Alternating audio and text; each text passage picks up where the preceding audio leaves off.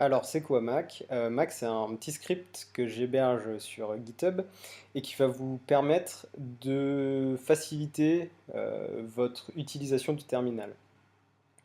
Alors, ça s'adresse un petit peu à toute personne qui aurait un Mac et qui utiliserait le terminal, que ce soit les débutants. Donc, pour les débutants, ça va être intéressant parce que Mac a pour but d'uniformiser les commandes.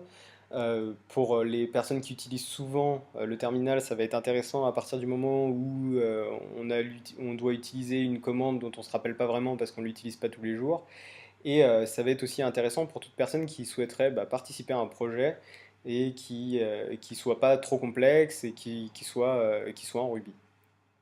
Donc comment ça marche? Eh bien c'est très simple. Vous allez sur le terminal, une fois que vous aurez installé Mac, il vous faudra taper Mac, suivi de la technologie que vous allez vouloir appeler, en faisant arrobase le nom de la technologie. Après, vous allez faire deux points l'action que vous souhaitez effectuer. Et ensuite, vous allez se mettre soit un mot-clé avec en capitalize, donc avec une majuscule au début, soit un paramètre, et donc là, ce sera simplement un chemin, par exemple. Je vous montre ça tout de suite. Donc, par exemple, si on veut faire appel à un éditeur de texte, je vais faire mac at editor. L'action, je vais lui dire open, par exemple, pour ouvrir cet éditeur. Et le mot-clé, je vais dire game, qui est un mot-clé que j'aurais prédéfini et qui me dit bah, je veux que tu m'ouvres le dossier qui contient tous mes games. Si je fais Enter, il m'ouvre avec mon éditeur de texte que j'ai défini, il m'ouvre le dossier game. Donc c'est parfait. Mais on va pouvoir faire ça avec pas mal de choses. L'idée c'est de pouvoir faire ça un petit peu avec tout ce qu'on décide, à savoir que comme vous voyez ici, là j'ai ouvert mes games, et ben chaque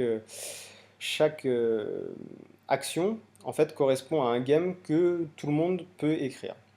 Donc par exemple, si je fais @web, j'ai envie d'appeler le web, je fais deux points open google.fr et automatiquement il va m'emmener sur le web sur google.fr. Comme vous pouvez le voir, l'objectif n'est pas de faire des commandes plus rapides. Il y a les alias qui servent à ça. Vous pouvez éditer votre bash profile. Là, l'intérêt de Mac, c'est plutôt d'uniformiser vos commandes et d'éviter les trous de mémoire. L'autre avantage, c'est que c'est aussi souple. C'est-à-dire que au moment de la création des MacMD, donc des modules Mac, vous allez pouvoir définir plusieurs mots, plusieurs actions différentes. Par exemple, Go et Open, c'est la même chose. Et donc, si vous avez plusieurs actions plusieurs mots-clés d'action pour la même commande, eh bien, ça va être plus facile de ne pas vous tromper.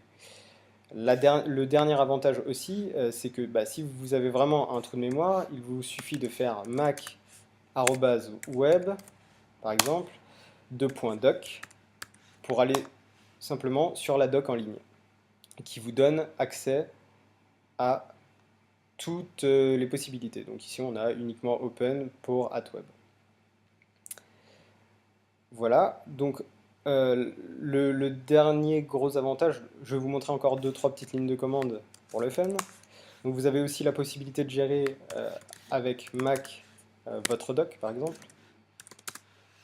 en changeant le mode du doc et en disant je veux que je passe en mode dev, par exemple. Et là, automatiquement, votre doc passe en mode dev, que vous aurez bien entendu prédéfini.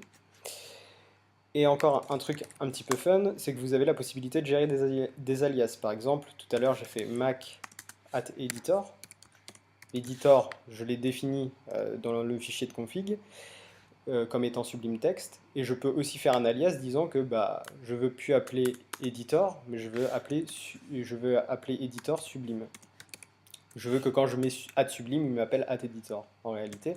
Et si je fais open game, encore une fois, il va m'ouvrir les games.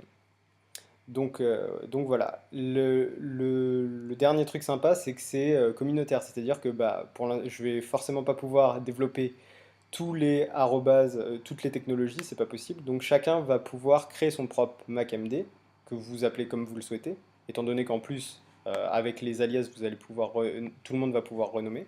Et il suffira à n'importe qui de rajouter simplement dans le fichier, dans le gamefile, donc qui est le fichier qui va vous permettre d'importer vos games, et bien la technologie que la personne a développée pour rajouter à sa bibliothèque de commandes possibles.